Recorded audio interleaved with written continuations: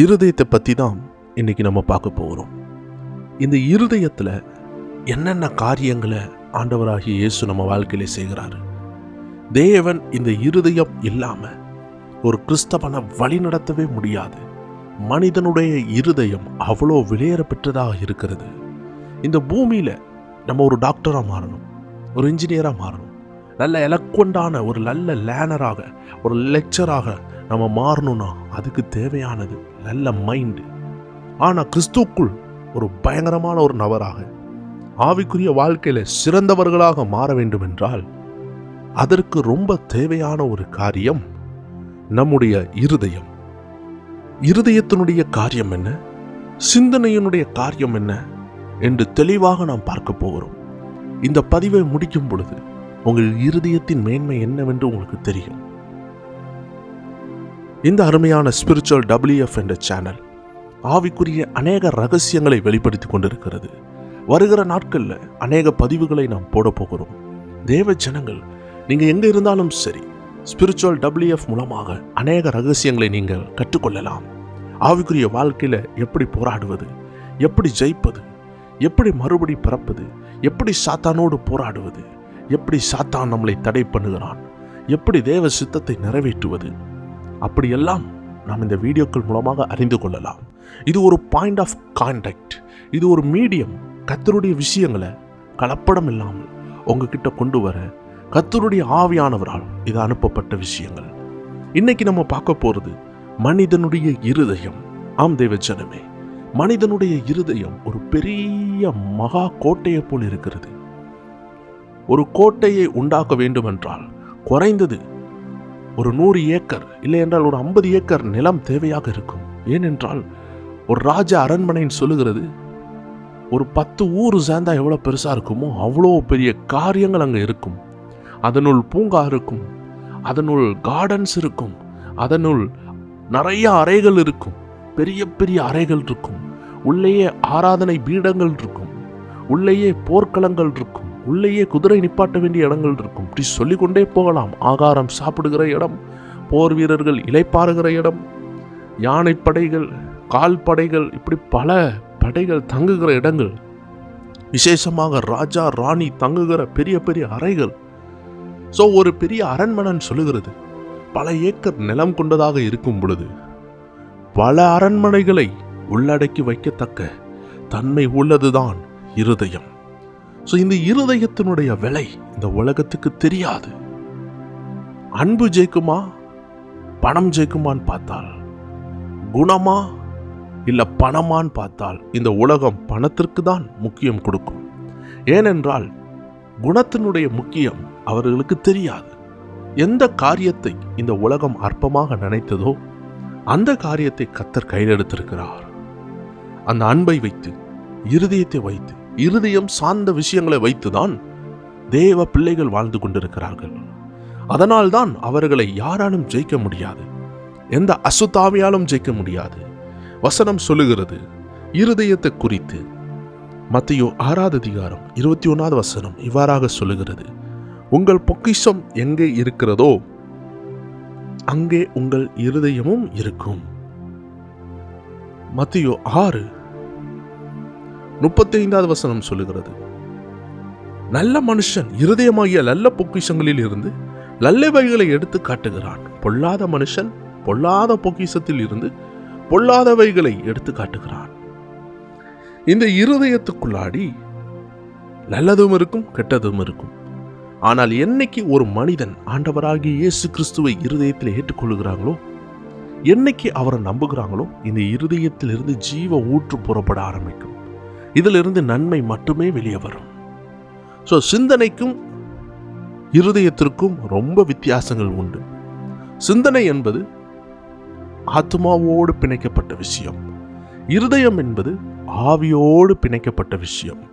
ஒரு மனிதனுக்குள்ள ஆவி, ஆத்மா, சரீரம் என்று 3 பாகங்கள் இருக்கிறது. இந்த சரீரம் ஆத்மாவாலும் ஆவியினாலும் கண்ட்ரோல் பண்ணப்படுகிறது. அதனால்தான் ஒரு மனிதனுடைய மரணம் நடக்கும் பொழுது அந்த மரணத்தில் அவன் ஆத்மாவும் அவன் ஆவியும் வெளியே வந்து விடுகிறது. அதனால்தான் அந்த மனிதனுடைய சரீரம் ஒன்றுக்கும் பிரோஜனமில்லாமல் போய் மண்ணில் விதைக்கப்படுகிறது. சோ இந்த மாம்சத்துக்குள்ளாடி இருதயம் இருக்கிறது. நாம் நினைக்கிறது இந்த சதையான இருதயம். இந்த மாம்ச ரீதியான இருதயத்தை பற்றி வேதம் சொல்லவில்லை. அந்த இருதயம் இருக்கிற இடத்துல ஆண்டவர் ஒரு ஆவிக்குரிய இருதயத்தை இந்த மனிதர்களுக்குள்ளாக வைத்திருக்கிறார். அதை தான் உள்ளான மனிதன் என்று சொல்லுகிறோம். சோ ஆதாம் செய்த பாவத்தினால் இந்த உள்ளான மனிதன் மரித்து போயிருக்கிறான். இயேசுவை சொந்த இரட்சகராக ஏற்றுக்கொள்ளும் பொழுது நாம் ஆவி உயிரடைகிறது. ஸோ இந்த இருதயத்தில் ஆண்டவர் வேத வசனங்களை இன்ஸ்டால் பண்ணி வைக்கிறார். ஸோ வேத வசனங்கள் இன்ஸ்டால் பண்ணப்படுகிற இடம், வேத வசனங்களை பதுக்கி வைக்கிற இடம், அதான் நாம் வாசித்தோம். மத்தேயு 6:21. உங்கள் பொக்கிஷம் எங்கே இருக்கிறதோ அங்கே உங்கள் இருதயம் இருக்கும். ரட்சிக்கப்படாதவர்களுக்கு பணம் தான் பொக்கிஷம்.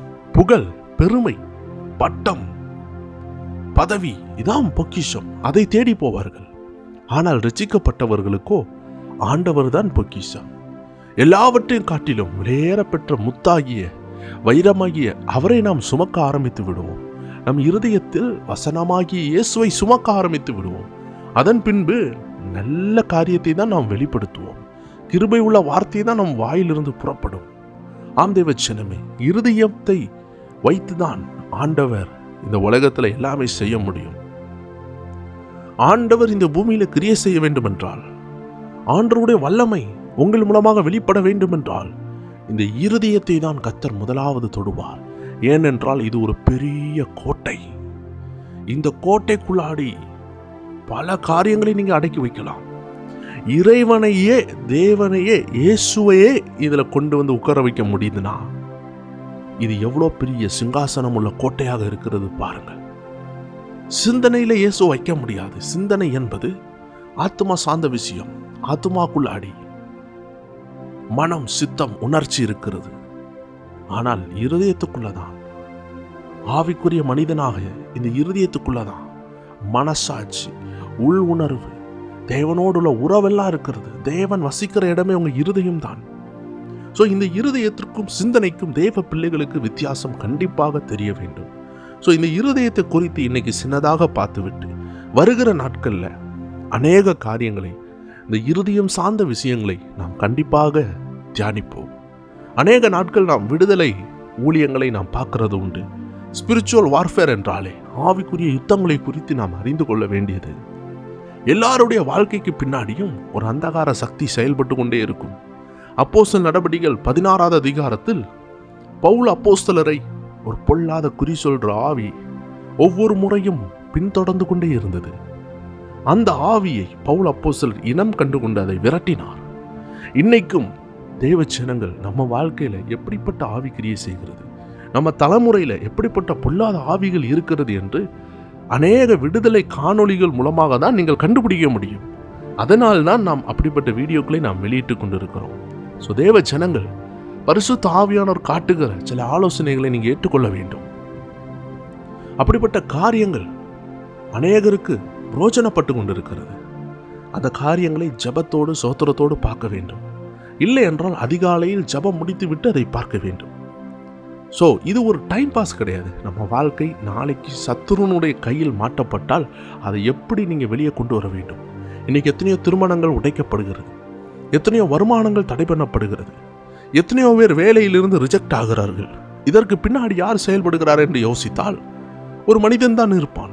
ஆனால் ஆவிக்குரியவர்களுக்கு மட்டும்தான் அந்த மனிதனை என்ன ஆவி ஆளுகை செய்கிறது என்று கர்த்தர் வெளிப்படுத்துவார். ரட்சிக்கப்பட்டவர்களுக்கு பரிசுத்த ஆவியினால் நிரப்பப்பட்டிருக்கும் பொழுது நமக்கு சொப்பனம் உண்டாகும். ஆனால் இது எல்லாம் நமக்கு தெரியவில்லை என்றால் நல்ல வருமானத்தை நாம் இழக்கலாம், நல்ல குடும்பத்தை நாம் இழக்கலாம். யோவான் 10:10 சொல்லுகிறது, பிசாசானவன் திருடவும் கொல்லவும் அழிக்கவுமே வருகிறானே அன்றி வேறொன்றுக்கும் வரான். ஸோ இந்த பிசாசனுடைய தந்திரங்களை நாம் அறிந்து கொள்ள வேண்டும் என்று பவுல் அப்போஸ்தலரே பைபிள் எழுதியிருக்கிறார். பிசாசனுடைய கிரியைகளை அழிக்கிறதுக்கு தான் இயேசு வெளிப்பட்டார். ஸோ நாம் அதை குறித்து கண்டிப்பாக தெரிய வேண்டும். அநேகர் இன்னைக்கு மரிக்கிறாங்க, பரலோக ராஜ்யத்தை தரிசிக்கிறாங்க, திரும்பி அவங்க ஜீவன் அவங்க சரீரத்தில் வருது. இப்படிப்பட்ட அபூர்வ சாட்சிகளை எல்லாம் நம்முடைய ஸ்பிரிச்சுவல் வார்ஃபேர் என்ற சேனலில் நம்ம கண்டிப்பாக பார்க்க போகிறோம். ஸோ தேவ ஜனங்கள் பொதுப்படையான சத்தியங்கள் மட்டுமல்ல, இன்னும் ஆழமாக இறங்கி இன்னும் ஆழமா ஆண்டவரை தரிசிக்க வேண்டும் என்று மோசேயைப் போல ஒரு முட்செடி எரிந்து கொண்டு இருக்கும் பொழுது அவன் தூரத்தில் இருந்து பார்த்தான். ஆனால் ஆண்டவர் சொன்னார், சமீபித்து வா, இது நீ பார்த்துட்டு போற இடம் இல்லை, உன்னை தான் பயன்படுத்த போகிறேன். இதே போலதான் ஸ்பிரிச்சுவல் WFல உள்ள அருமையான தேவச்சனங்கள் உங்களை கர்த்தர் பயன்படுத்தணும்னு நினைக்கிறார். இதை ஒரு வீடியோவாக கேட்டுட்டு போறது மட்டுமல்ல, இதை பார்க்கும் பொழுது கர்த்தர் உங்களையும் அதே போலவே பயன்படுத்துவார். ஸோ அதனால இன்னும் அநேக காரியங்கள் வெளிவரும் பொழுது தேவச்சனங்கள் அதை பார்த்து கற்றுக்கொள்ள கர்த்தர் விரும்புகிறார். ஸோ சத்ருவை குறித்து, அவன் தந்திரங்களை குறித்து நாம் அறிய வேண்டியது அவசியம். அதை குறித்து ஆவியானவர் அநேக வீடியோக்களை போஸ்ட் பண்ண சொல்லும் பொழுது நான் போஸ்ட் பண்ணுவேன். தேவ ஜனங்கள் அதை பார்த்து அநேக ரகசியங்களை கற்றுக்கொள்ளுங்கள். கர்த்தர் உங்களுக்குள்ள எழுப்புதலின் அக்னியை, ஒரு நல்ல பரிசுத்த ஆவியின் வல்லமையை, பிசாசை விரட்டுகிற ஒரு அபிஷேகத்தை தந்து உங்களை ஆசீர்வதிப்பார். இனி நம்ம பிசாசை கண்டு பயப்பட போறதில்லை. பிசாசு தான் உங்களையும் உங்கள் பிள்ளைகளையும் உங்கள் குடும்பத்தையும் கண்டு பயப்பட வேண்டும். ஏனென்றால் நீங்கள் தேசத்துக்கு வெளிச்சமாக இருக்கிறீங்க. ஸோ இன்னைக்கு இந்த இருதயத்தை பற்றி ஏன் தியானிக்கிறோன்னா, வேத வசனமாகிய அந்த நல்ல பொக்கிஷம் தங்கப்படுற இடமே இருதயம்தான். உங்கள் பீரோக்குள்ளே நீங்கள் எதை வைப்பீங்க?